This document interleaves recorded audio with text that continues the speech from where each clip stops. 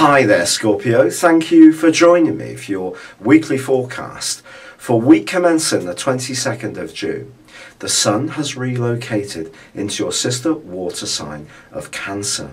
This points towards an expansive phase where new ideas, travel, and more adventurous and independent energy is going to come flooding in for you. Yours is a fixed sign. That means you do enjoy a certain amount of regularity in your routines.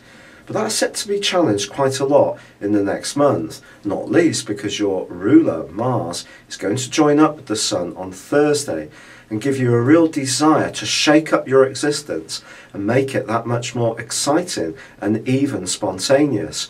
So even if you're someone who's very welded to your routines and very cozy and comfortable with them, you may find yourself surprised by how much more impulsive you're going to be in the weeks to come.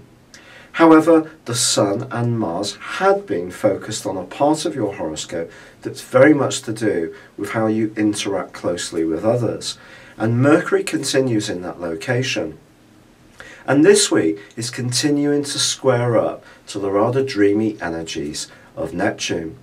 If there is someone that you're really fascinated by, it's possible that they're transmitting to you some kind of mystical aura which you could find yourself really intrigued by. But there's a thin line between that and someone playing games with your feelings. But the good news is that if you do feel that someone is mucking you around, the combination of the Sun and Mars is going to give you a much greater desire to liberate yourself from any situation which is holding you back. The quarter moon on Wednesday also points towards the potential for you getting emotions really quite out of context. It's going to be important in the second half of this week to keep a sense of perspective. So if someone tells you something, don't necessarily swallow it whole. You may need to be a bit feisty and assert your viewpoint on something, but don't get too engaged by what they're trying to say to you. However, the second half of this week also sees an amazing alliance between Jupiter and Venus. This points towards an opportunity to enjoy a real stroke of luck when it comes to an employment prospect. It could be that this comes about because of someone putting in a good word for you, or because someone you know works at the organisation that you're applying to.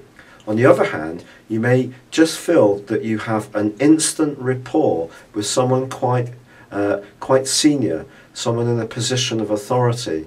If you're someone who tends to employ people, you're going to be coming across in a way which is going to draw a lot of attention to you.